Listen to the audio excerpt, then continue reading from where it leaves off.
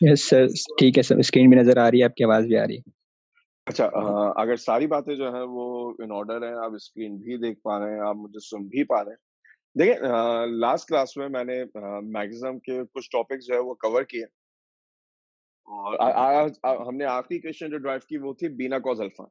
और बीना cause alpha के हवाले से सिर्फ एक बात दोबारा याद दिला दूं। दो तरह के एंगल्स का मैंने जिक्र किया था। एक कहलाता है वो एंगल जो प्लेन ऑफ द कॉइल बनाता है।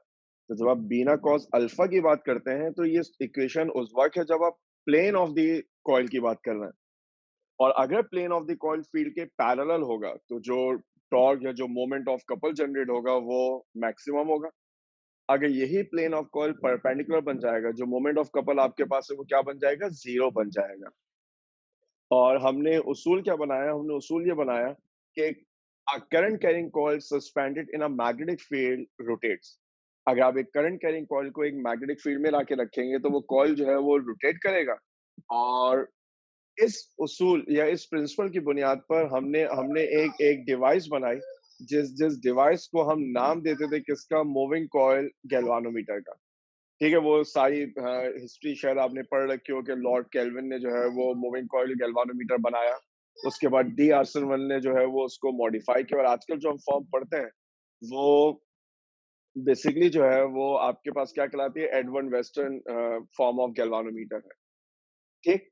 इंपॉर्टेंट बात हमारे लिए सिर्फ अब गैल्वानोमीटर का प्रिंसिपल ऑफ वर्किंग, गैल्वानोमीटर की कंस्ट्रक्शन और गैल्वानोमीटर की इक्वेशन से मुतालिक कुछ कॉन्सेप्ट्स होंगे। देखिए, अगर गैल्वानोमीटर की कंस्ट्रक्शन याद दिलाऊं तो उससे पहले दो बातें सुन लें। Number one, galvanometer is a current detection instrument. Galvanometer current को डिटेक्ट करेगा। क्यों? क्योंकि इतना सेंसिटिव इंस्ट्रूमेंट है कि अगर आपके पास मिली एम्पियर करंट से ज्यादा करंट चला जाए तो शायद वो जो कॉइल है वो जल जाएगा। हम बात करेंगे कॉइल के जलने से जो है वो क्या मुराद है। आसान फादों में वो कॉइल जो है, जो एक सस्पेंशन स्ट्रिप और एक स्पाइरल होता है जिसमें रिस्टोरिंग टॉर्क जनरेट होता है, वो अपनी लास्ट लिमिट से बाहर निकल जाएगा। निडल वापस नहीं आएगी। जलने से मुराद हमारी ये है। तो गैल्वानोमीटर करंट को मेजर करेगा अगर बहुत ही मामूली सा मिली एम्पियर करंट जो है वो सर्किट में मौजूद है। अदरवाइज जनरली स्पीकिंग गैल्वानोमीटर का काम करंट को मेजर करना नहीं है, गैल्वानोमीटर का काम है करंट को डिटेक्ट करना। Number one. Number two, principle of working क्या है? A current carrying coil suspended in a magnetic field will rotate. एक करंट कैरिंग कॉइल जो मैग्नेटिक फील्ड में सस्पेंडेड होगा वो रोटेट करेगा। अब इस गैल्वानोमीटर में आपके पास मौजूद क्या क्या है? गैल्वानोमीटर में हम इस्तेमाल करते हैं एक हॉर्स शू मैग्नेट। और शायद आपको याद है कि वो अब एक थ्री डायमेंशन जो है वो हॉर्स शू मैग्नेट बनाया करते थे।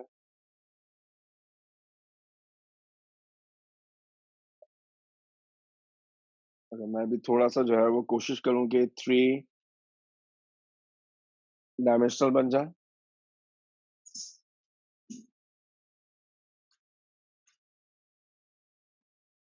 कुछ इस तरह का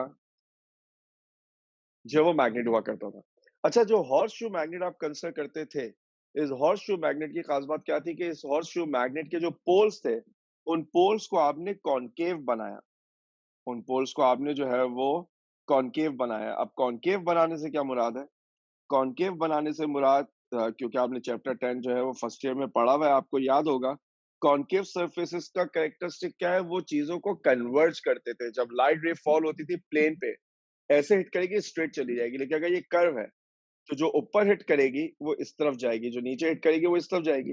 तो हम ये कहते थे कि कॉनकेव सरफेसेस जो है वो कन्वर्जिंग होती है मिरर के केस में। लेंस में थोड़ा उल्टा सूरत हाल हो जाती है।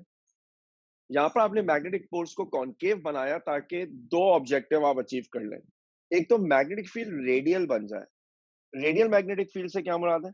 देखिए, अगर मैं इस डायग्राम पर अभी वापस आऊंगा, अगर पोल्स आपके पास प्लेन हो, ये नॉर्थ है और ये साउथ है, जो लाइन ऑफ फोर्स होंगी वो लाइन ऑफ फोर्स हमेशा नॉर्थ से साउथ जाती है, तो वो लाइन ऑफ फोर्स जो है वो कुछ इस तरह ट्रेवल करेंगी। लेकिन अगर आपने इन्हीं पोल्स को कॉनकेव बना दिया, कॉनकेव बनाने का मतलब है कि ये पोल जो है वो कुछ ऐसा नजर आए और ये पोल जो है वो कुछ ऐसा नजर आए। ये नॉर्थ है, ये साउथ है। लाइन ऑफ फोर्स अभी भी जो है वो नॉर्थ से कहाँ जाएगी, साउथ की तरफ। लाइन ऑफ फोर्स अभी भी नॉर्थ से साउथ की तरफ जाएंगी। सिर्फ फर्क ये, क्योंकि कॉनकेव सरफेसेस हैं तो आपके पास लाइन ऑफ फोर्स जो है वो कुछ आपको ऐसी नज़र आएँगी। आपको फ़ील होगा कि वो तमाम की तमाम लाइन ऑफ फ़ोर्स जो है वो एक पॉइंट पे कन्वर्ज हो रही हैं, जिस फ़ील्ड को आप नाम देते थे रेडियल फ़ील्ड का। अब इस रेडियल फ़ील्ड का एक एडवांटेज तो हमें नज़र आता है कि डेंसिटी बढ़ जाती है लाइन ऑफ फ़ोर्स की, और लाइन ऑफ फ़ोर्स की डेंसिटी बढ़ने का मतलब है कि फ़ील्ड आपके पास है वो स्ट्रॉन्ग हो जाएगी। जो इसका दूसरा एडवांटेज है वो अभी हम कंस्ट्रक्शन देख लें तब आपको नज़र आ जाएगा। आपने हॉर्सशू मैग्नेट लिया जिसके पोल्स को कॉनकेव बनाया, why to make the poles concave, to make the field radial, to make the field strong. इसके अलावा यहाँ पर एक रेक्टेंगुलर कॉइल होगा। वो रेक्टेंगुलर कॉइल बिल्कुल वही कॉइल है जो आप बीना कॉस अल्फा में जो है वो कल यूज़ कर चुके हैं। आपने क्या किया? आपने एक पीस ऑफ वायर लिया। इस पीस ऑफ वायर को आप कॉन्स्टेंटली रन करते रहे इस तरह। अच्छा, इन तमाम जो टर्न्स है ना, इनका एरिया सेम रहेगा। एरिया सेम कैसे रहेगा? अगर आप एक लम्हे के लिए इमेजिन करें कि मेरे पास कोई ऑब्जेक्ट है, लेट्स से मेरे पास जो है वो ये ऑब्जेक्ट है, इसको मैंने अपना फ्रेम मान लिया। अगर मैं इसके ऊपर एक वायर वोन करना शुरू करूँ, तो क्रॉस सेक्शनल एरिया क्या रहेगा? सेम रहेगा। तो सिर्फ समझाने के लिए कि आपको टर्न ज़्यादा नज़र आए, तो आपको ऐसा लग रहा होगा सर बाहर वाले का एरिया ज़्यादा है, फिर कम हुआ, ऐसा नहीं है। एरिया जो है वो सबके लिए क्या है? एक जैसा। ये वो रेक्टेंगुलर कॉइल है, जो यहाँ पर आप इन कॉनकेव पोल्स के दरमियान सस्पेंड करेंगे। जब आपने इसको सस्पेंड किया, तो इसका जो एक एंड है, इस एक एंड को आपने जो है वो सस्पेंड किया हुआ है एक अदद फॉस्फोर ब्रोंज स्ट्रिप से। अब सवाल ये है कि ये स्ट्रिप हमने क्यों लिया? मैं इसका सिर्फ कलर चेंज कर दूं, फिर हम अब इसकी वर्किंग में देख लेंगे। ये जो स्ट्रिप थी, ये आपके पास फॉस्फोरस ब्रोंज स्ट्रिप कहलाती थी, ठीक? इसके नीचे जो है वो एक अदद स्पाइरल, एक अदद स्प्रिंग होता था। फिर ये एक करंट लीड बन जाएगी, ये एक करंट लीड बन जाएगी। यहाँ कहीं पर जो है वो हमारे पास स्केल मौजूद होगा। जब करंट पास होगा तो कॉइल जो है वो रोटेट करेगा। कॉइल के रोटेट करने से पॉइंटर मूव करेगा। अच्छा, अब गैल्वानोमीटर का जो कॉइल है, इसके अंदर आपने कोई सॉफ्ट आयरन मटेरियल रखा हुआ है। याद है ना, सॉफ्ट आयरन मटेरियल का मतलब है फेरोमैग्नेटिक मटेरियल। ठीक है? और ये वो मटेरियल्स होते हैं जिनसे मैग्नेटिक लाइन ऑफ फोर्स गुजरना चाहती है। तो फायदा क्या होगा? ये जो पोल्स को आप कॉनकेव बनाना चाहते हैं, अगर मैं इस पूरे सेटअप को टॉप पर से देखूं, तो मुझे कॉइल जो है वो, अगर फील्ड प्लेन है तो ऐसा रखा हुआ नजर आएगा, और यहाँ पर रखेंगे तब भी ऐसे ही रखा हुआ नजर आएगा। सिर्फ एडवांटेज क्या है? अगर पोल्स कॉनकेव नहीं होते, तो जब ये कॉइल रोटेट करता, तो कॉइल की रोटेशन पे प्लेन ऑफ द कॉइल का एंगल मुस्तकिल चेंज हो रहा होता। लेकिन अगर आप इस केस को देखेंगे, तो यहाँ पर क्या है, जैसे-जैसे कॉइल रोटेट करता जाएगा, लाइन ऑफ फोर्स कॉइल के फेस के पैरेलल रहेगी। आपके पास जो अल्फा है ना, वो आप हमेशा 0 इस्तेमाल कर पाएँगे। जो रेडियल फील्ड है, उसका एक फायदा ये है कि plane of the coil is always making an angle of 0 degree with the magnetic field, जो कि इक्वेशन हमारे इस्तेमाल होगा कैसे? टॉर्क बराबर होगा किसके? बिना कॉस अल्फा के, since the field is radial magnetic field, क्योंकि फील्ड जो है वो रेडियल मैग्नेटिक है, इसका मतलब ये होगा कि अल्फा हमेशा क्या बन जाएगा? 0। तो मेरे पास टॉर्क की इक्वेशन बन जाएगी क्या? सिर्फ और सिर्फ बिना, दिस इज इक्वेशन नंबर 1। अच्छा, अब कॉइल में से करंट पास होगा, कॉइल रोटेट करेगा, लेट्स से ये पॉइंटर है, पॉइंटर डिफ्लेक्ट हो गया, आपने करंट रोक दिया। आपने अगर करंट रोक दिया तो क्या होगा? ये पॉइंटर वापस नहीं आएगा। ये पॉइंटर वापस नहीं आएगा। अब आप क्या करते हैं? आपने ये जो फास्फोरस बोन्स स्ट्रिप या ये जो नीचे स्पाइरल लगाया हुआ है, ये इसलिए लगाया है कि इसके अंदर एक टॉर्क जनरेट होगा, जिसको हम नाम देते हैं क्या? रिस्टोरिंग टॉर्क का। तो मैं इस टॉर्क को नाम दे देता हूँ टॉर डी, यानी डिफ्लेक्टिंग टॉर्क, क्योंकि निडल को डिफ्लेक्ट करवा रहा है। जो सस्पेंशन स्ट्रिप है, जो फास्फोरस बोन्स स्ट्रिप है, उसके अंदर एक टॉर्क जनरेट होने वाला है, जिसको हम नाम देते हैं restoring torque, and this is directly proportional to theta.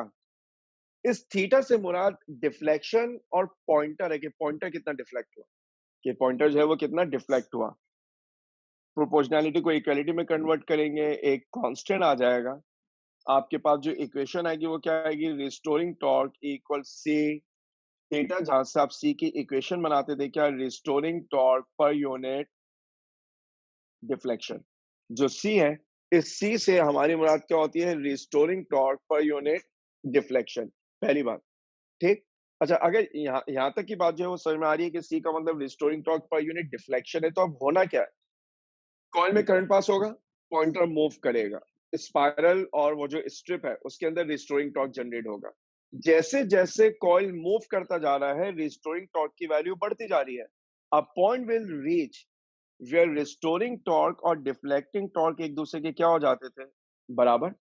तो इसका मतलब है कि जो सी थीटा है, वो बराबर हो जाएगा किसके? बीना के, राइट? और इसका मतलब ये हुआ कि आपके पास जो थीटा है, वो बराबर हो जाएगा B N A over C times I, क्योंकि बी का मतलब है strength of the magnetic field constant है, ठीक है? कांस्टेंट है। एन का मतलब है number of turns of the coil, वो भी आपके पास क्या है? कांस्टेंट है। ए का मतलब एरिया कांस्टेंट है, सी है ही कांस्टेंट। इसका मतलब बी एन ओवर सी का जो फैक्टर है, ये कांस्टेंट रहेगा। तो ये हमारे पास बन जाता था क्या? कांस्टेंट टाइम्स आई, और जिसको आप कहते थे थीटा इज प्रोपोर्शनल टू आई। यानी वो जो पॉइंटर की डिफ्लेक्शन है वो करंट के डायरेक्टली प्रोपोर्शनल हो जाएगी। आप इस डिफ्लेक्शन की मदद से अमाउंट ऑफ करंट को जो है वो मेजर करते थे। ऐसे स्केल को हम नाम देते थे क्या? Linear scale. And this linear scale is possible because of the radial field, क्योंकि आपके पास फील्ड जो है वो रेडियल है। इस फील्ड के रेडियल होने का फायदा आपको क्या हुआ? इस फील्ड के रेडियल होने का फायदा ये हुआ कि आपने फील्ड स्केल को कैसा बना लिया? लीनियर स्केल बना लिया। अच्छा, अब यहाँ पर एक आध बात ऐसी सुन लें जो शायद कभी काम आ जाए। ये पॉइंटर है, करंट पास होगा, पॉइंटर मूव करेगा। जैसे ही आपने करंट रोका तो हर चीज का इनर्शिया होता है ना, हर चीज का इनर्शिया होता है, तो पॉइंटर को फौरन नहीं रोकना चाहिए। इसी तरह रिस्टोरिंग टॉर्क कैसे काम आएगा? पॉइंटर मूव कर रहा था, जैसे ही आपने करंट को रोका, डिफ्लेक्टिंग टॉर्क खत्म हो गया। अगर आपके पास स्पाइरल टाइट हुआ था क्लॉकवाइज, तो वो लूज होगा एंटी क्लॉकवाइज। तो जो रिस्टोरिंग टॉर्क है वो एंटी क्लॉकवाइज है। अब क्या होगा? ये पॉइंटर ऐसे गया, जो स्ट्रिप थी वो क्लॉकवाइज ट्विस्ट हुई। आपने डिफ्लेक्टिंग टॉर्क खत्म कर दिया, अब वो स्ट्रिप वापस घूमेगी, तो ये पॉइंटर वापस आएगा। ये बिल्कुल ऐसी जैसे बचपन में आपने टॉयज देखे हो जिनमें वाइंडिंग की होती थी, आप की को वाइंड करते थे, घुमाते थे, चाबी भरते थे। अगर आप उसे क्लॉकवाइज घुमाते थे, जब आप छोड़ते थे तो आप देखते थे वो एंटी क्लॉकवाइज घूमता था because of restoring torque. Problem जिस तरफ इशारा करना चाह रहा हूँ ये कि जो पॉइंटर होता है, ये अपने टॉर्क्स को ऐसे रिलीजियसली फॉलो नहीं कर रहा कि पॉइंटर गया, करंट रुका, ये फौरन वापस आ गया। ये जिस भी जगह पर रुकेगा ना, वहां पर ये वाइब्रेट करेगा। इस वाइब्रेशन के इम्पैक्ट को रोकने को, इस वाइब्रेशन को कम करने को हम एक नाम देते हैं डैम्पिंग। शायद किताब में कहीं पे ये लफ्ज जो है वो इस्तेमाल हुआ हो। मैं आसान एग्जांपल दे देता हूँ। देखिए, आपने डोर्स देखे होंगे, ऐसे डोर्स जिनको आप एक दफा खोल दें तो वो फिर लॉक करते रहते हैं, वो आगे पीछे जो है वो वाइब्रेट करेंगे। जैसे अगर आप मूवीज देखते हैं तो मूवीज में जो पुलिस स्टेशन होते हैं, उनमें वो हाफ डोर लगा हुआ होता है, ठीक है? यानी आप डोर के ऊपर से भी देख सकते हैं, नीचे से भी देख सकते हैं, हाफ डोर होता है। अगर कोई जाएगा तो वो डोर ओपन नहीं करेगा, वो डोर को हिट करता हुआ निकल जाएगा। अब वो डोर के पैनल ऐसे वाइब्रेट करते रहेंगे। अगर इनमें डैम्पिंग मैकेनिज्म ना हो तो ये मुस्तकिल वाइब्रेट करते रहेंगे। इनके अंदर डैम्पिंग मैकेनिज्म होता है। डैम्पिंग का मतलब है वाइब्रेशन को कम कर देना। आसान अल्फाजों में ट्यूनिंग फोर्क होता है। ट्यूनिंग फोर्क के जो प्रोंग्स होते हैं, जो 2 एंड्स होते हैं, वो वाइब्रेट कर रहे होते हैं। अगर आप उनके ऊपर वैक्स लगा देंगे तो उनकी वाइब्रेशन क्या हो जाएगी? कम हो जाएगी। वाइब्रेशन के कम करने को डैम्पिंग कहते हैं। अगर कभी कंपाउंड आपसे जो है वो अ, गैल्वानोमीटर में डैम्पिंग का हवाला दिया जाए, तो इससे इससे मुराद इसी तरफ इशारा किया जा रहा होगा कि आप उसकी जो निडल है, उसकी मोशन को स्मूथ बनाना चाहते हैं कि वो अपने एजेस पे आके वाइब्रेट ना कर रही हो। वो करंट रुका, वो रुक गई, करंट स्टॉप किया, फौरन वापस आई और मीन पे आके रुक गई, वो लेफ्ट राइट वाइब्रेट ना करे। आपको शायद याद आएगा, सेकेंड ईयर में प्रैक्टिकल में अगर आप गैल्वानोमीटर को जो है वो बहुत बुरी तरह इस्तेमाल करते थे और बहुत ज्यादा करंट गुजार देते थे, तो याद है जब वो निडल जीरो पे वापस आती तो कैसे वो लेफ्ट राइट पे जो है वो वाइब्रेट करती है। इसका मतलब उसका डैम्पिंग मैकेनिज्म अच्छा नहीं है। अगर डैम्पिंग मैकेनिज्म बड़ा अच्छा होता, वो क्रिटिकल डैम्पिंग कहलाती है बेसिकली, तो पॉइंटर अपनी जगह रुक जाता। एनीवेज, तो हमने लीनियर स्केल बना लिया, फील्ड को रेडियल बना के। सॉफ्ट आयरन सिलेंडर क्यों पुट किया था? ताकि फील्ड जो है वो स्ट्रांग बने, सेंटर से जो है वो पास हो। अब गैल्वानोमीटर में एक टर्म होती थी सेंसिटिवनेस ऑफ गैल्वानोमीटर। देखिए, जब मैं जुमला इस्तेमाल करता हूँ सेंसिटिवनेस ऑफ गैल्वानोमीटर, तो गैल्वानोमीटर की सेंसिटिवनेस से मेरी मुराद ये है कि गैल्वानोमीटर की सेंसिटिविटी क्या है? सेंसिटिविटी ऑफ इंस्ट्रूमेंट से मुराद होती है कि कितने कम करंट पे कितनी ज्यादा डिफ्लेक्शन आपको नजर आए। नहीं, फॉर एग्जांपल फर्ज करें ये एक टेस्टर है। टेस्टर आप में से मेजॉरिटी ने देखा होगा, बिल्कुल स्क्रू ड्राइवर की तरह होता है। आप थंब रखते हैं, कहीं पे टच करते हैं तो उसमें एक बल्ब जो है वो ग्लो सा करता है। ठीक है? अगर फर्ज कर लें वो टेस्टर ऐसा है कि जो 100 एम्पीयर करंट को डिटेक्ट कर सकता है। मैं रैंडमली एक वैल्यू यूज कर रहा हूँ। लेट्स से अगर ह्यूमन बॉडी से 50 एम्पीयर करंट पास कर दिया जाए तो ह्यूमन बॉडी उसे सस्टेन नहीं कर पाएगी और वो शख्स के लिए जो है वो आखिरी लम्हा होगा उसका। ये सिर्फ एक एग्जाम्पल है, ये कोई फैक्चुअल वैल्यू नहीं है। गूगल कर लीजिएगा, शायद फैक्चुअल वैल्यू मिल जाए कि ह्यूमन बॉडी कितना करंट सस्टेन कर सकती है। लेट्स से ये एक टेस्टर है और ये टेस्टर 100 एम्पीयर करंट को डिटेक्ट कर सकता है। ह्यूमन बॉडी कितना सस्टेन कर सकती है? 50 एम्पीयर। लेट्स से इस वॉल के अंदर 80 एम्पीयर करंट है। मैंने क्या किया, मैंने टेस्टर यहाँ पे लगाया, टेस्टर ने कुछ भी नहीं किया क्योंकि ये डिटेक्ट ही 100 कर सकता है। लेकिन जब मैंने हाथ लगाया तो काम जो है वो तमाम हो गया। क्यों? क्योंकि टेस्टर का लीस्ट काउंट इतना ज्यादा था कि उसे मेजर नहीं कर पाए। इसका मतलब ये इंस्ट्रूमेंट सेंसिटिव इंस्ट्रूमेंट नहीं है, इसकी सेंसिटिविटी कम है। जब आप बात करते हैं सेंसिटिविटी की, इसका मतलब है कम से कम करंट पे ज्यादा से ज्यादा deflection so that you can detect the presence of current. Measure करने की तो हम बात ही नहीं करेंगे। You can detect the presence of current. अब अगर आप गैल्वानोमीटर में बात करते हैं कि गैल्वानोमीटर कितना जो है वो सेंसिटिव है, तो आप इसकी सेंसिटिविटी जो है वो मेजर करते हैं एक क्वांटिटी से जो कहलाती है क्या, थीटा ओवर आई। और थीटा ओवर आई का मतलब ही आसान भाषा में क्या होगा, डिफ्लेक्शन पर यूनिट करंट। पर याद रखिएगा this current should be in milli ampere और माइक्रो एम्पियर, क्योंकि गैल्वानोमीटर में एम्पियर का तो सवाल ही पैदा नहीं होता। करंट जो है वो आपके पास क्या होना चाहिए, कम से कम होना चाहिए, पहली बात। दूसरी बात, डिफ्लेक्शन जितनी ज्यादा होगी कम से कम करंट पे इंस्ट्रूमेंट उतना बेहतर कहलाएगा। अब अगर आप सेंसिटिविटी ऑफ गैल्वानोमीटर को बढ़ाना चाहते हैं तो आपको कम करंट पे ज्यादा डिफ्लेक्शन चाहिए। अगर मुझे कम करंट पे ज्यादा डिफ्लेक्शन चाहिए तो ये जो फैक्टर है बी एन ए ओवर सी, मैं इसको बढ़ाना चाहूंगा। और इसको बढ़ाने के तरीके क्या है? इसको बढ़ाने के तरीके ये है कि आप बी को बढ़ाइए, फील्ड को जितना स्ट्रॉन्ग कर सकते हैं कर दीजिए। एन को बढ़ाइए, लेकिन यहाँ पे लिमिटेशन आ जाएगी। नंबर ऑफ टर्न्स बढ़ाने का मतलब है कि you are making the coil heavier and heavier. वो जितना हेवी हो जाएगा तो वो जो स्ट्रिप है जो उसको सहारा दे रही है उसका स्ट्रॉन्ग होना जरूरी है। ठीक, आपको एरिया को बढ़ाना पड़ेगा, लेकिन एरिया की भी एक लिमिट है। अगर गैल्वानोमीटर इतना सा है तो मैं एरिया इतना नहीं बढ़ा सकता। यानी एन और ए जो है इन पे लिमिटेशंस है। फील्ड को आप जितना स्ट्रॉन्ग बनाना चाहें बना सकते हैं। लिहाजा सबसे आसान तरीका है इंस्ट्रूमेंट को सेंसिटिव बढ़ाने का कि आप उसकी फील्ड को स्ट्रॉन्गर बनाइए। सी, जो रीस्टोरिंग टॉर्क है, देखिए हो क्या रहा है। गैल्वानोमीटर की निडल कब आकर रुकती है?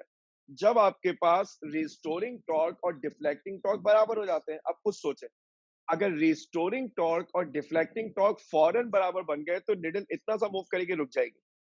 लेकिन अगर रिस्टोरिंग टॉर्क बहुत स्लोली जनरेट हो रहा है तो निडल अच्छा खासा डिस्टेंस ट्रेवल करेगी और फिर रिस्टोरिंग और डिफ्लेक्टिंग बराबर बनेगी। इसलिए ये जो सी है, restoring torque per unit deflection, इसको कम से कम होना चाहिए। अब आपको मेटल चाहिए स्ट्रॉन्ग जो कॉइल का वजन बर्दाश्त कर सके। आपको सी चाहिए कम से कम। ऐसा मेटल में आपको कॉम्बिनेशन नहीं मिल पाएगा कि मेटल स्ट्रॉन्ग भी हो और सी उसका कम से कम भी हो। तो आपने खासतौर पे एक एलॉय बनाया, क्योंकि जब भी मेटल आपकी रिक्वायरमेंट फुलफिल नहीं करता आप एलॉय बनाते हैं। उस एलॉय का नाम हमने रखा था फॉस्फर ब्रोंज स्ट्रिप, जो मैंने सबसे ऊपर जो है वो मेंशन कर दिया था। जो फॉस्फर ब्रोंज स्ट्रिप है उसका कैरेक्टरिस्टिक ये है कि वो स्ट्रॉन्ग है। स्ट्रॉन्ग होने का मतलब है वो कॉइल के वजन को बर्दाश्त कर सकता है।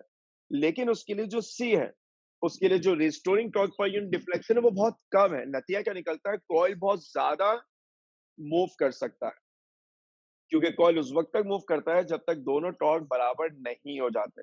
अच्छा, एमसीक्यूज आपने डेफिनेटली ऐसे देखे होंगे कि जिनमें कभी कभार वो बी एन ए ओवर सी की बात नहीं करते। कभी कभार वो एक्सप्रेशन आपको देंगे सी ओवर बी एन ए। अगर आप चाहते हैं कि आप गैल्वानोमीटर को सेंसिटिव बनाएं तो आपको सी ओवर बी एन ए को कम करना है। तो इसका मतलब सी को कम करना है, बी एन ए को ज्यादा करना है। तो आंखें बंद करके जवाब नहीं देना, आपको सवाल में ही देखना होगा कि वो किस फैक्टर की बात कर रहे हैं। क्या वो बी एन ए ओवर सी की बात कर रहे हैं या वो सी ओवर बीएनए की बात कर रहे हैं, ठीक? फिलहाल गैल्वानोमीटर के हवाले से यही वो बातें हैं जो हमें डिस्कस करनी थी। एक दफ़ा देख लीजिएगा, किसी के ज़हन में कोई कन्फ्यूजन है आप पूछ सकते हैं, अदरवाइज़ मैं आगे बढ़ जाऊँगा।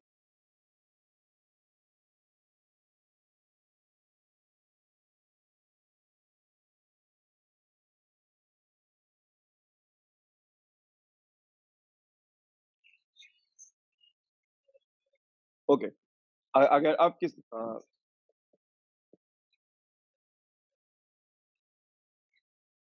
वालेकुम सर। जी sir, one sir. Sir sir restoring torque के बारे में एक दफ़ा एक्सप्लेन कर दें। देखिए रिस्टोरिंग टॉर्क क्या है, वो जो वाइंडिंग कीज़ वाले मैंने टॉयज़ की एग्ज़ाम्पल दी ना, कि जिनमें आप जो है वो चाबी भरते थे, तो चाबी जो है वो क्लॉकवाइज़ घुमाई जाती थी। नतीजा क्या होता था, जब आप टॉय को छोड़ते थे तो वो एंटी क्लॉकवाइज़ घूमता था, वो एंटी क्लॉकवाइज़ घूमता था रिस्टोरिंग टॉर्क की वजह से। बल्कि मैं आपको और आसान एग्ज़ाम्पल दूँ, अगर मेरे पास जो है वो कोई केबल आ जाए। फॉर एग्ज़ाम्पल अगर आप इस केबल को देख रहे हैं ना, अगर मैं इसको क्लॉकवाइज़ घुमा रहा हूँ, जब मैं इसको छोड़ूँगा ना, इसे एंटी क्लॉकवाइज़ घूमना चाहिए। शायद आपको जो है वो नज़र भी आए, कि मैं इसको अगर क्लॉकवाइज़ घुमा रहा हूँ, तो जब मैं इसे छोड़ूँगा ये अपोज़िट डायरेक्शन में जाएगी। अपोज़िट डायरेक्शन में क्यों जाती है? ये अपोज़िट डायरेक्शन में जाती है because of restoring torque, because of restoring torque. तो गैल्वानोमीटर में जो कॉइल है, जो रेक्टेंगुलर कॉइल है, उसकी वजह से कॉइल डिफ्लेक्ट होगा, लेकिन निडल को वापस भी तो लाना है। उसे वापस लाने के लिए हमें रिस्टोरिंग टॉर्क की नीड है, जो उस कॉइल को वापस ले आएगी। अब ये रिस्टोरिंग टॉर्क जैसे ही डिफ्लेक्टिंग के बराबर बनेगा, निडल रुक जाएगी। इसका मतलब है कि अगर मुझे गैल्वानोमीटर की सेंसिटिविटी बढ़ानी है कि कम करंट पे ज्यादा डिफ्लेक्शन आए, तो रिस्टोरिंग टॉर्क को स्लोली बढ़ना चाहिए, क्योंकि अगर रिस्टोरिंग टॉर्क फौरन ही बढ़ गया तो निडल मूव नहीं कर पाएगी। जी साइमन, बात बात वाज़ेह हो रही है?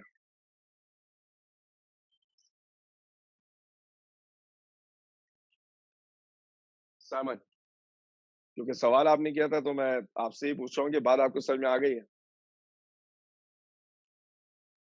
सर आप एक दफ़ा सेंसिटिविटी को वापस एक्सप्लेन कर दें, यहाँ पर नेट इश्यू की वजह से डिस्कनेक्शन हो गई थी। सही। देखिए, मैंने सेंसिटिविटी के बारे में बताया कि सेंसिटिविटी का मतलब है कम से कम करंट पे ज्यादा डिफ्लेक्शन, क्योंकि सेंसिटिविटी मेजर की जाती है with the help of deflection per unit current in milli ampere और माइक्रो एम्पियर।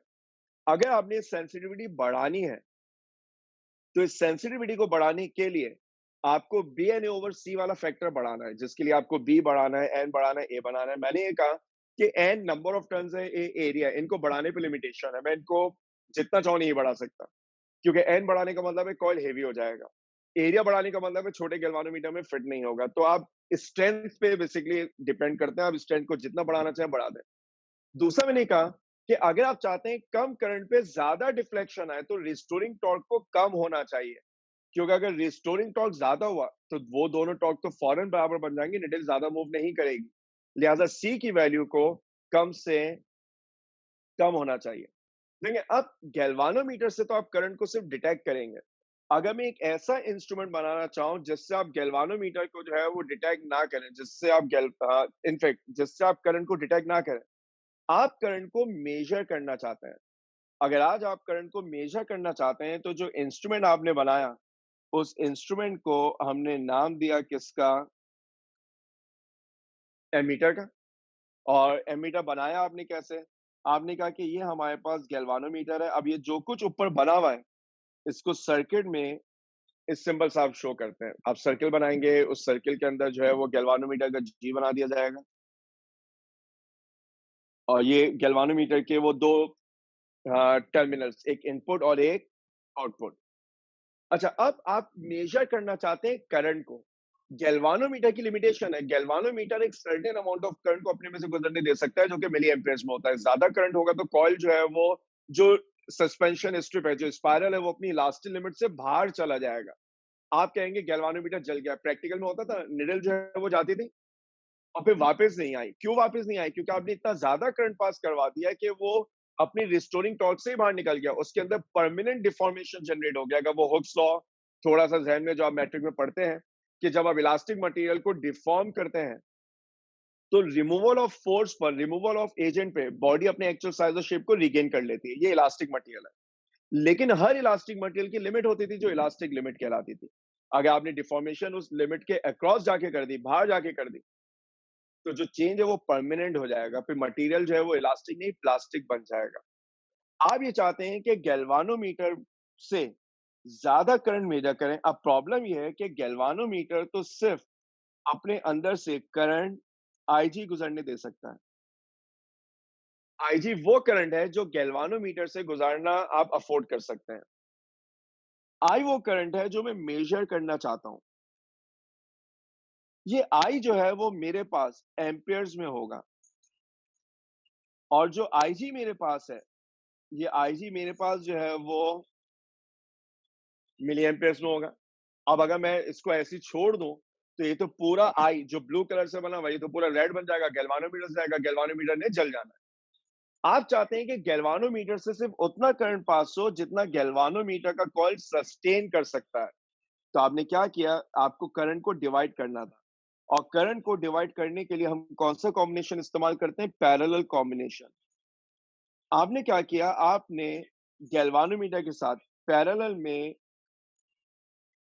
एक रेजिस्टेंस लाके लगाई, जिस रेजिस्टेंस को हम डिनोट करते हैं आर एस से, और ये आर एस हमारे लिए कहलाती है क्या, शंट रेजिस्टेंस, जिस आर एस को हम नाम देते हैं शंट रेजिस्टेंस का। अब देखिए होगा क्या, जैसी करंट आई उस एच पर पहुंचेगा, उस कॉर्नर पर पहुंचेगा जहां पर गैल्वानोमीटर के साथ आपने रेजिस्टेंस पैर में लगाई, करंट जो है वो डिवाइड हो जाएगा। अब एक बात तो मुझे बहुत वाजे तौर पे नजर आ रही है कि जो टोटल करंट आई है, ये डिवाइड हो रहा है आईजी में और आईएस में। ये डिवाइड होगा किसमें, आईजी में और आईएस में। तो मैं ही कह सकता हूं कि मेरे पास जो आईएस है वो बेसिकली बराबर होगा आई माइनस आईजी के, यानी वो करंट जो शंट से गुजर रहा होगा, वो करंट जो है वो बराबर होगा किसके, आई माइनस आईजी के। यानी आप टोटल करंट में से गैल्वानोमीटर का करंट जो है वो सबट्रैक्ट कर दें। दूसरी बात, गैल्वानोमीटर के कॉइल की अपनी एक रेजिस्टेंस है, जिस रेजिस्टेंस को जो है हम आर जी कहते हैं। गैल्वानोमीटर भी तो बना है ना एक कॉइल से, और हर कॉइल कंडक्टर है, कंडक्टर की रेजिस्टेंस है।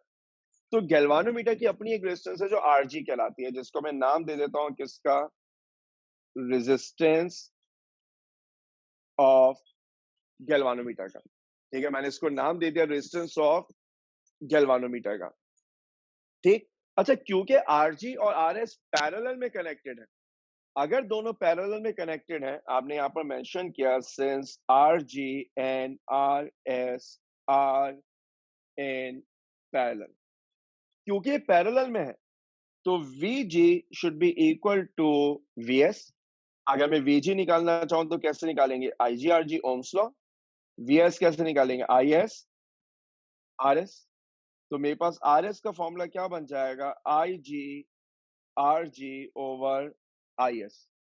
क्योंकि मुझे मालूम है आई एस किसके बराबर है, आई माइनस आई जी का। वो ब्लू वर्किंग जो है वो देख सकते हैं, जिसको मैंने येलो कलर से अब हाईलाइट कर दिया। तो ये मैं हाईलाइटिंग इसलिए करता हूँ कि आप लिंक करना चाहें तो बाद में कर लें कि किस जगह क्या वैल्यू आई। तो फॉर्मूला क्या बन जाएगा, I G R G over I minus I G. This is the formula for resistance of shunt. अगर आज आप गैल्वानोमीटर को एमीटर में कन्वर्ट करना चाहते हैं, तो आपने सीरीज में एक रेजिस्टेंस कनेक्ट करनी पड़ेगी, ठीक है, जिसको मैं शंट रेजिस्टेंस का नाम देता हूं। मेरा सवाल सिर्फ अब एक छोटा सा है, ये जो शंट रेजिस्टेंस है आर एस, इसकी वैल्यू में के बारे में आपका क्या ख्याल है? इस वैल्यू को कम से कम होना चाहिए, इस वैल्यू को ज्यादा से ज्यादा होना चाहिए? क्या क्या रिलेशन आप जो है वो इसके बारे में जो है वो डिसाइड करेंगे? अगर कोई बच्चा जो है वो बता दे।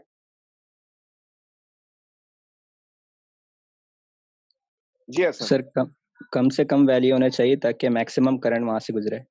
बिल्कुल सही। देखिए, पैरेलल कॉम्बिनेशन में करंट डिवाइड होता है, और करंट डिवाइड होता है एज पर रेजिस्टेंस। जिसकी रेजिस्टेंस ज्यादा होती है उसमें से करंट कम जाता है।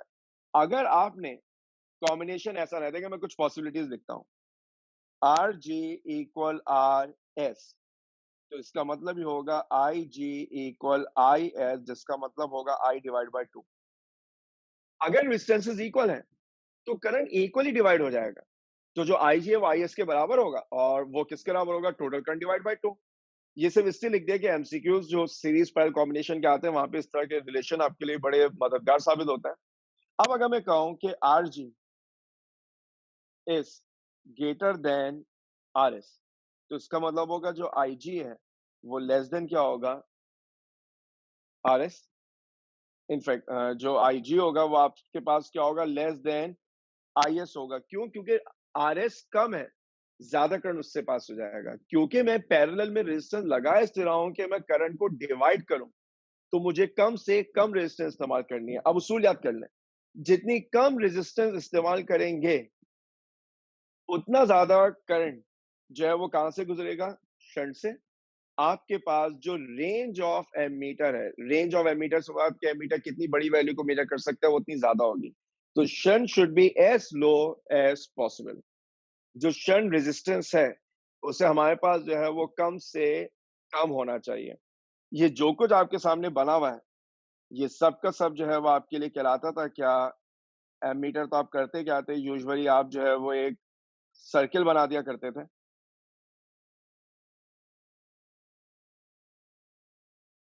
और फिर उसमें जो है वो एक ए लिख दिया जाता था, जिससे आपको पता चलता था कि ये जो है वो एमीटर है। ठीक है, कुछ इस तरह की आप डायग्राम बना देते थे। ठीक है, तो ये सब आपके लिए एमीटर है। एमीटर के आप कुछ कैरेक्टरिस्टिक्स जो है वो समराइज कर लेते हैं। नंबर 1, एमीटर के अंदर एक लो रेजिस्टेंस है which is connected in parallel. Ammeter is always connected in series. Ammeter is always connected in series. और रीजन इसका बड़ा सिंपल सा है, क्योंकि एमीटर से करंट मेजर करना है।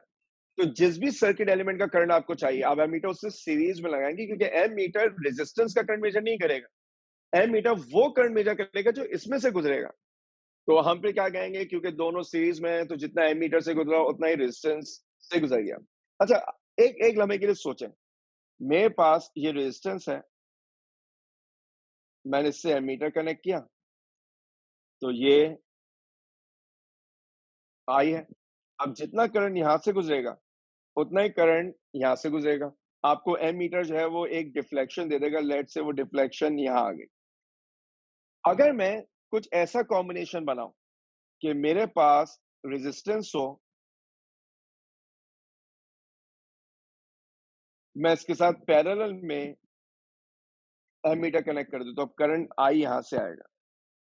क्या ख्याल है, एमीटर पहले से ज्यादा डिफ्लेक्शन देगा या कम डिफ्लेक्शन देगा?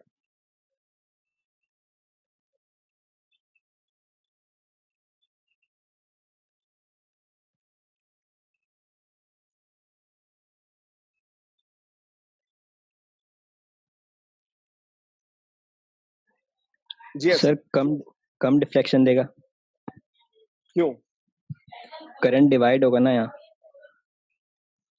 करंट यहाँ पर जो है वो, अच्छा चले मैं एक काम करता हूँ, कभी कभार सोचने के लिए भी मौका देना चाहिए।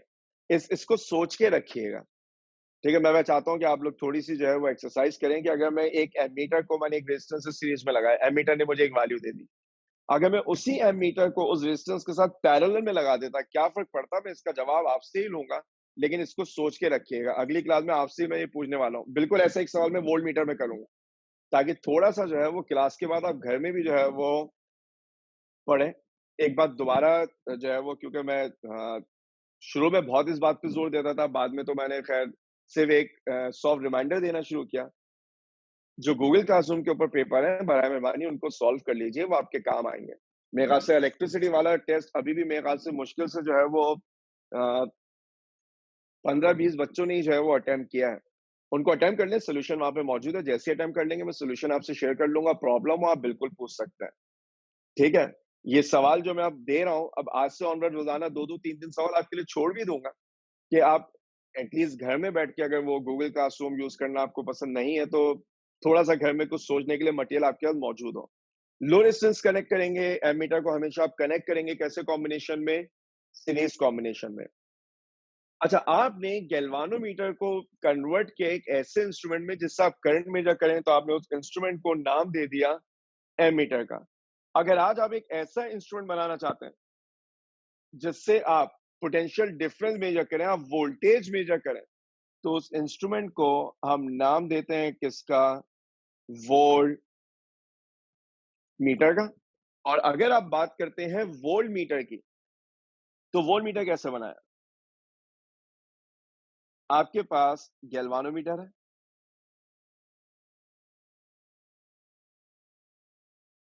अब इस गैल्वानोमीटर की एक रेजिस्टेंस जो क्या कहलाएगी? आरजी। इस गैल्वानोमीटर में से मैक्सिमम कितना करंट आप गुजार सकते हैं? आईजी। अच्छा, अब फर्ज करें अगर आईजी आरजी है, तो मैं ये कह सकता हूं कि गैल्वानोमीटर जो मैक्सिमम वोल्टेज सस्टेन कर सकता है, बर्दाश्त कर सकता है, वो वोल्टेज होना चाहिए वीजी, जिसको आप कहेंगे वीजी इक्वल आईजी आरजी। यानी आप ये कह सकते हैं कि आईजी आरजी वो मैक्सिमम वोल्टेज है, जो पोटेंशियल डिफरेंस है, जो गैल्वानोमीटर सस्टेन कर पाएगा। आज अगर मैं ज्यादा वोल्टेज मेजर करना चाहूँ, फर्ज कर ले मैं पूरा वोल्टेज मेजर करना चाहता हूँ जो इस पॉइंट से लेके इस पॉइंट तक है, और ये वोल्टेज भी है, और हमें नजर आ रहा है जो वी है वो वीजी से क्या है, काफी ज्यादा है, तो हम क्या करेंगे? हमें अब वोल्टेज डिवाइड करना है। जब आपको वोल्टेज डिवाइड करना होता है, तो आप क्या करते हैं? आप जो है वो सीरीज कॉम्बिनेशन इस्तेमाल करते हैं। आपने यहाँ पर सीरीज में एक रेजिस्टेंस कनेक्ट कर दी, वो वोल्टेज जो इस सीरीज रेजिस्टेंस के अक्रॉस है, उसको हम नाम देते हैं वी एक्स का। इस रेजिस्टेंस को हम नाम देते हैं आर एक्स का, क्योंकि बाकी सारे सिंबल्स हम पहले डिफाइन कर चुके हैं, सिर्फ आर एक्स को डिफाइन कर देते हैं। ये आर एक्स कहलाता है क्या? मल्टीप्लाई रेजिस्टेंस, या सिर्फ मल्टीप्लाई। वी एक्स का मतलब क्या हो जाएगा? Potential difference across multiply. अब हमें नजर आ रहा है कि जो वोल्टेज है, टोटल वोल्टेज वी, वो बेसिकली दो हिस्सों में क्या हो गया है? डिवाइड। और वो दो हिस्से कौन से हैं? वी एक्स और जी एक्स। इसका मतलब ये हुआ कि मैं ही कह सकता हूं कि V is equal to V G plus V X. VG का मतलब हमारे लिए क्या होता है? I G R G. V X का मतलब क्या होता है? I X R X. क्योंकि सीरीज कॉम्बिनेशन है तो करंट सेम रहेगा, लिहाजा ये जो आई एक्स है, मैं इसको भी क्या लिख सकता हूं? आई जी। क्योंकि जितना करंट गैल्वानोमीटर से गुजरेगा वही आपके पास जो है वो मल्टीप्लायर से भी गुजरना है। आई कॉमन ले लेते थे, तो ये क्या बन जाएगा? R G plus R X. अगले स्टेप में आप कह सकते थे V over I G equal R G plus R X. यहां से आपके पास मल्टीप्लायर का फॉर्मूला बन जाएगा V over I G minus R G. अब इस वोल्ट मीटर के लिए आपको जो है वो कुछ बातें जो है वो याद होंगी। नंबर वन, क्योंकि अब मैं वोल्टेज डिवाइड करना चाहता हूं, मेरी ख्वाहिश क्या है? मेरी ख्वाहिश ये है कि जो वी एक्स है वो वी आर से ज्यादा हो, क्योंकि गैल्वानोमीटर एक सर्टेन वोल्टेज को सस्टेन कर पाएगा। और अगर आप ऐसा करना चाहते हैं, तो इसका मतलब ये होगा कि आपके पास जो आर एक्स है वो आर जी से ज्यादा हो। यानी जो मल्टीप्लाई रेजिस्टेंस होती है, वो मल्टीप्लाई रेजिस्टेंस जो है वो हाई रेजिस्टेंस होती है। तो गैल्वानोमीटर को वोल्ट मीटर कैसे बनाया? Bye connecting high resistance in series. तो यहां पर एक हाई रेजिस्टेंस है जो इन सीरीज है, in series to what? In series with the coil of galvanometer. Volt meter itself हमेशा कैसे कनेक्ट किया जाएगा? Parallel, always connected in parallel. आप वोल्ट मीटर को हमेशा जो है वो जिस सर्किट एलिमेंट की बात करेंगे उससे पैरेलल में कनेक्ट करेंगे। अच्छा, अब रूल याद रख लें, मल्टीप्लायर जितना कम होगा, जितना ज्यादा होगा, रेंज ऑफ वोल्ट मीटर उतनी ज्यादा होगी। शंट जितना छोटा होगा, आपके पास रेंज की वैल्यू जो है वो उतनी ज्यादा होगी। अब आपको शायद थोड़ा सा याद आए कि आप एक खास तरह का एम मीटर वोल्ट मीटर पढ़ा करते थे, जिसको आप नाम देते थे मल्टी रेंज। क्योंकि आप एग्जाम में इतने लेंदी न्यूमेरिकल, मेरा नहीं ख्याल कि वो आपको multi range ammeter volt meter का न्यूमेरिकल दे दें कि आप पूरा सॉल्व करें, लेकिन भारत पता होना आपको जरूरी है। दो तरह के सर्किट्स हैं, शायद अगर मैं ड्रॉ करूं तो आपको याद भी आ जाए। ये मेरे पास गैल्वानोमीटर,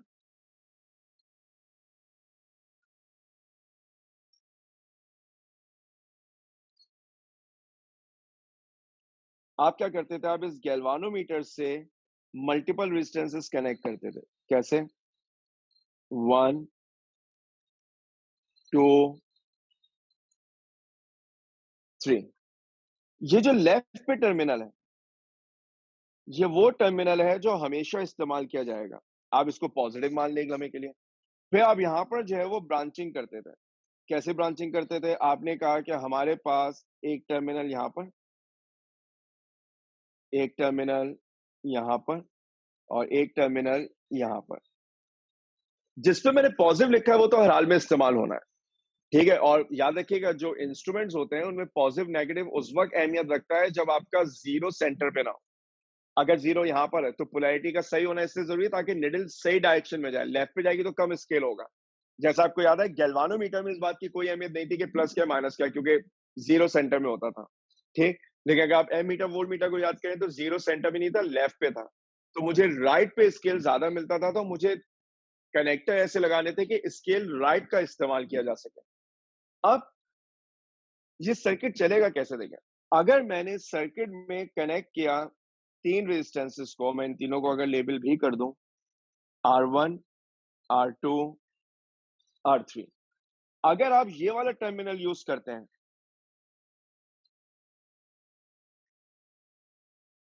अगर आप ये वाला टर्मिनल यूज करते हैं तो अब होगा क्या, सर्किट के अंदर सिर्फ और सिर्फ R1 इंक्लूड होगा। सर्किट के अंदर सिर्फ R1 इंक्लूड होगा। लेकिन अगर आपने टर्मिनल ये वाला इस्तेमाल किया तो अब सर्किट के अंदर R1 R2 दोनों इंक्लूड हो जाएंगे। और अगर आपने टर्मिनल जो है वो लेट से ये वाला इस्तेमाल किया तो अब सर्किट में आपके पास R1 R2 R3 तीनों इंक्लूड हो जाएंगे। अच्छा, अगर आप R1 R2 R3 को देखें तो वो एक दूसरे के साथ सीरीज में कनेक्टेड है, यानी इनसाइड आउट। आप अंदर से बाहर की तरफ जा रहे हैं तो रेजिस्टेंस बढ़ रही है, और रेजिस्टेंस बढ़ने का मतलब ये सारी की सारी शंट रेजिस्टेंसेस हैं।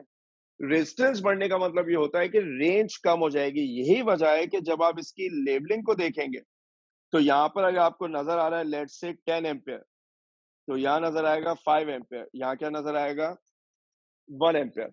क्योंकि मल्टी रेंज एमीटर में आपने मल्टीपल रेजिस्टेंस इस्तेमाल किए हैं।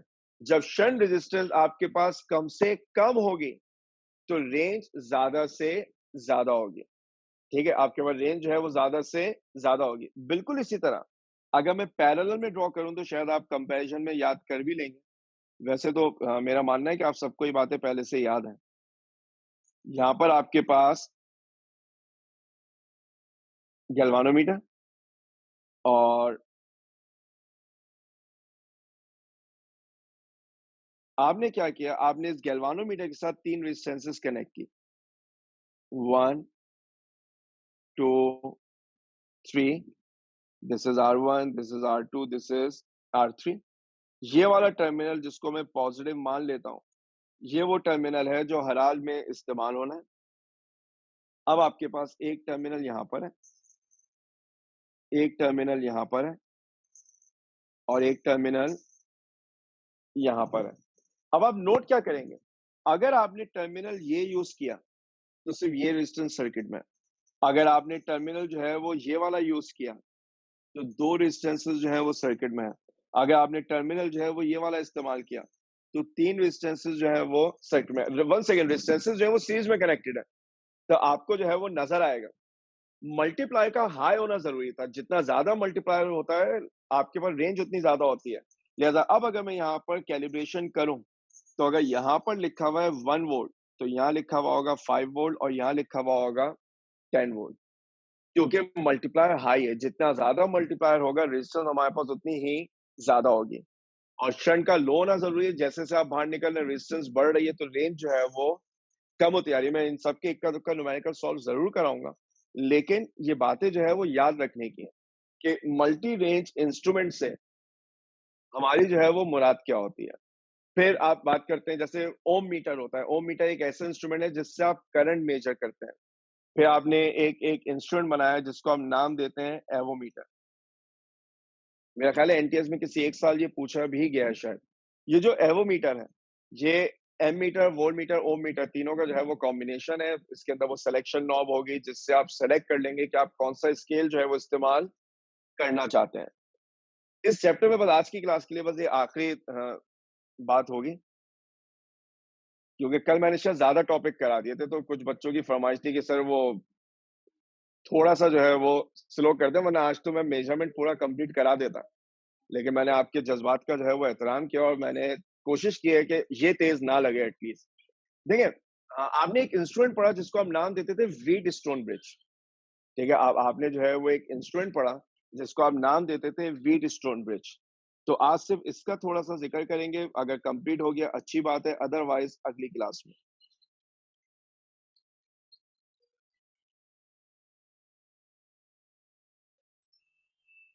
देखिए, व्हीटस्टोन ब्रिज क्या था?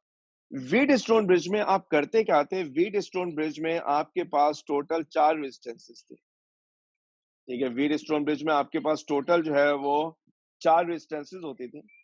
आपने क्या किया? वो 4 रेजिस्टेंसेस ली और उनको एक क्लोज सर्किट के अंदर जो है वो कनेक्ट कर दिया। वो क्लोज सर्किट जो है वो लेट से कुछ इस तरह है। एक रेजिस्टेंस यहाँ मौजूद है, एक यहाँ पर मौजूद है, एक रेजिस्टेंस जो है वो यहाँ पर मौजूद है और एक रेजिस्टेंस जो है वो यहाँ पर मौजूद है। क्योंकि आपने एक क्लोज लूप के अंदर कनेक्ट किया तो आपको 4 पॉइंट्स मिलेंगे, 4 नोड्स मिलेंगी। नोड उस पॉइंट को कहते हैं जहां पर 2 वायर्स आकर मिलते हैं। नोड उस पॉइंट को कहते हैं जहां 2 वायर या 2 से ज्यादा वायर्स आके मिल जाएं। तो मेरे पास 4 पॉइंट होंगे, एक पॉइंट ए, एक पॉइंट बी, एक पॉइंट सी और एक पॉइंट डी। 2 अपोजिट जंक्शंस पे आप बैटरी कनेक्ट करेंगे। लेट्स से वो 2 अपोजिट जंक्शन में ए और सी को मान लेता हूं। मैंने क्या किया? मैंने ए और सी पर बैटरी या सेल लाके कनेक्ट कर दिया। तो कुछ इस तरह की सूरत हाल बनेगी, ये प्लस और ये माइनस। ठीक है, जो 2 जंक्शन और बच गए उनके दरमियान आप लगाते थे क्या? एक की और उसके अलावा गैल्वानोमीटर, और वो यहां पर आकर जो है वो कनेक्ट हो जाएगा। क्योंकि सेल के अंदर ऑन ऑफ स्विच नहीं होता, लिहाजा आप करंट को कंट्रोल करने के लिए यहां पर भी जो है वो एक की लगा देते हैं। अच्छा, मुझे उम्मीद है आपको की के ओपन और क्लोज होने का मतलब मालूम है। जब मैं कहता हूँ की ओपन है, इसका मतलब है करंट पास नहीं होगा, और जब मैं कहता हूँ कि क्लोज है तो इसका मतलब है कि जो करंट है वो आपके पास पास हो जाएगा। अब सिर्फ आप एक समय के लिए सोचें, अगर मैं की 1 को ओपन रखूं और की 2 को क्लोज कर दूं, सर्किट के अंदर कोई करंट पास नहीं होगा, क्योंकि की 1 इज द प्राइमरी सर्किट। ये वो की है जो सर्किट को बेसिकली कंट्रोल कर रही है। तो अगर मैं यहाँ पर इसको थोड़ा सा जो है वो समराइज करूं कि अगर मेरे पास की 1 ओपन है और की 2 चाहे क्लोज्ड हो चाहे ओपन हो, इसका मतलब होगा no current in this circuit. ये पहली पॉसिबिलिटी हो गई। ठीक है, अच्छा, ये जो रेजिस्टेंसेस नहीं किस तरह है? R1, R2, R4, R3। इनकी नंबरिंग की कोई कन्वेंशन नहीं है, जिस तरह इनको नंबर देना चाहें आप दे सकते हैं। R1, R2, R3, R4 या R1, R2, R3, R4, वो आपकी मर्जी है। हमें इस बात से कोई फर्क नहीं पड़ता कि इनकी नंबरिंग जो है वो की किस तरह गई। अच्छा, अब पॉसिबिलिटी नंबर 2 क्या हो सकती है? पॉसिबिलिटी नंबर 2 ये है कि मैं की 1 को क्लोज कर दूं और जो की 2 है इसको ओपन रखूं। तो देखिए, हम बात करते हैं कन्वेंशनल करंट की, प्लस से जाएगा माइनस की तरफ। मैंने की 1 को क्लोज किया, मैंने उसे टैप कर दिया। जैसे करंट पॉइंट ए पे पहुंचेगा, ये 2 हिस्सों में डिवाइड होगा। कुछ R1 में जाएगा जो I1 है, कुछ R3 में जाएगा जो I3 है। अब इसके बाद क्योंकि की 2 ओपन है, गैल्वानोमीटर में कोई करंट नहीं होगा, ये I1 यहां पर आएगा, I2 बन जाएगा, और ये I3 यहां पर आएगा, I4 बन जाएगा। आप एग्री करेंगे कि I1 is equal to I2 and I3 is equal R1 का होगा, वही I2 में चला जाएगा, और जितना करंट आपके पास जो है वो I3 में है, वही क्या बन जाएगा? I4 बन जाएगा। तीसरी पॉसिबिलिटी क्या है? बेसिकली तीसरी पॉसिबिलिटी वो है जिसपे हमें Key1 क्लोज है और उसके साथ साथ Key2 भी क्या है, क्लोज्ड। मैंने Key1 Key2 दोनों को क्लोज किया। देखिए अब इस क्लोज करने के फर्क को समझिए। ये जो I1 है, जैसे इस पॉइंट पे पहुंचेगा, इसका कुछ हिस्सा I2 बनेगा और इसका कुछ हिस्सा जो है वो आपके पास कहां पर जाना चाहिए, गैल्वानोमीटर में। मैं इसको जी इस कॉन्टेक्स्ट में कह रहा हूं कि गैल्वानोमीटर से जा रहा है। इसी तरह जब I3 पॉइंट डी पे पहुंचेगा तो इसका एक हिस्सा I4 और एक हिस्सा IG बनना चाहिए। लेकिन अब प्रॉब्लम ये है कि गैल्वानोमीटर में एक करंट ऊपर से नीचे आए, एक नीचे से ऊपर जाए, ये तो मुमकिन नहीं है ना। तो करंट अपना रास्ता कैसे डिसाइड करता है, on the basis of potential, on the basis of potential. अब फर्ज कर ले मैं बात कर रहा हूं पॉजिटिव करंट की, कन्वेंशनल करंट की। Conventional current always travel from high potential to low potential. अब बी और डी में एक जंग होगी। अगर बी का पोटेंशियल ज्यादा है तो ये जो IG मैंने बनाया ये बनेगा, और जो I3 था वो D पे डिवाइड नहीं होगा, वो पूरा का पूरा 4 में चला जाएगा। तो अब 4 के पास दो करंट जाएंगे। 4 के पास, यानी मैं इस अजम्पशन पे जुमला कह रहा हूं कि potential of B is greater than potential of D। जो I4 होगा ना वो IG प्लस I3 होगा। देखिए इस बात को समझ लें ताकि आप बात समझ सकें। अगर B का पोटेंशियल ज्यादा है तो B पर आने के बाद I1 दो हिस्सों में डिवाइड हो जाएगा, एक IG बनाएगा, एक I2 बनाएगा। ठीक है, जो I3 है वो D पे आके ऊपर नहीं जा सकता, वो पूरा जाएगा 4 में, और जो IG आ रहा है वो भी 4 में जाएगा। अगर उल्टा हो जाता, अगर आपके पास VD is greater than VB होता तो अब चेंज देखें क्या होता। जो B पे मैंने करंट डिवाइड किया वो डिवाइड नहीं होता, वो पूरा I2 में जाता, और जब D पर I3 आता तो वो डिवाइड होकर ऊपर जाता। तो उस सूरत में जो I2 होता वो IG प्लस I1 बनता। ठीक है, ये जो पोटेंशियल का काम है ना, ये इसलिए एप्टीट्यूड के हवाले से समझा रहा हूँ कि इस तरह का सवाल वो पूछ सकते हैं कि ये पोटेंशियल का हमें इरादा बताएं, इस जगह करंट कितना होगा। तो आपके अंदर ये सेंस होनी चाहिए, how to predict the direction of current, कहां पर करंट डिवाइड होगा, कहां पर करंट डिवाइड नहीं होगा। आप तो एक खास कंडीशन में व्हीटस्टोन ब्रिज पढ़ते थे। अब वो खास कंडीशन क्या होती थी, वो खास कंडीशन होती थी जिसको हम नाम देते थे क्या, बैलेंस्ड व्हीटस्टोन ब्रिज। और बैलेंस व्हीटस्टोन ब्रिज का क्या मतलब होता था, potential of B is same as potential of D.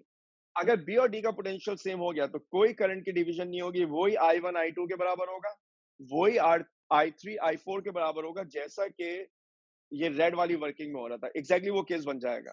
और फिर जब आप यहाँ पर इक्वेशन बनाते थे तो आप ये कहते थे क्योंकि VB और VD बराबर बन गए, अगर मैं पोटेंशियल डिफरेंस निकालूं VAB का तो वो सेम होना चाहिए पोटेंशियल डिफरेंस ऑफ VAD।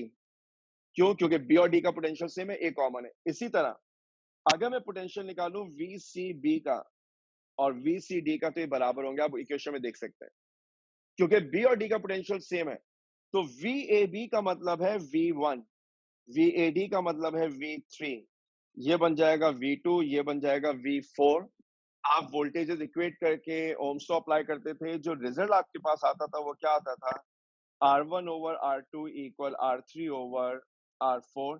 ये इक्वेशन एक खास कंडीशन में इस्तेमाल होती थी, जिस खास कंडीशन को हम नाम दिया करते थे किसका, बैलेंस्ड व्हीटस्टोन ब्रिज का। बैलेंस व्हीटस्टोन ब्रिज से क्या मुराद होती थी, बैलेंस व्हीटस्टोन ब्रिज से मुराद एक ऐसा व्हीटस्टोन ब्रिज है जिसमें गैल्वानोमीटर में कोई डिफ्लेक्शन आपके पास ना हो। आपको इस व्हीटस्टोन ब्रिज में एप्टीट्यूड के हवाले से पोटेंशियल वाली थोड़ी वर्किंग आनी चाहिए, जो मैंने समझाने की कोशिश की, इसे देखिएगा जरूर। आपको बैलेंस का मतलब जो है वो पता होना चाहिए। ठीक है, हाँ, हमने इसको बुनियाद बनाकर कुछ इंस्ट्रूमेंट पढ़े जो इंशाल्लाह कल हमारी क्लास होगी तो तब डिस्कस करेंगे। अगर किसी के ध्यान में कोई बहुत ही क्विक क्वेश्चन है तो आप बिल्कुल जो है वो पूछ सकते हैं, otherwise I will resume from here in next. Even अगर अभी ध्यान में क्वेश्चन नहीं है, आप मैं नोट शेयर करूंगा, आप पढ़ेंगे। अगर बाद में पढ़ने के बाद भी आपके जहन में जो है वो कोई क्वेश्चन आ जाए तो आप जो है वो कल की क्लास में जो है वो बिल्कुल डिस्कस कर सकते हैं। अगर किसी के जहन में कोई छोटा सा सवाल हो तो आप बिल्कुल अभी कर सकते हैं। और अगर नहीं है, तो I will resume from here in next class.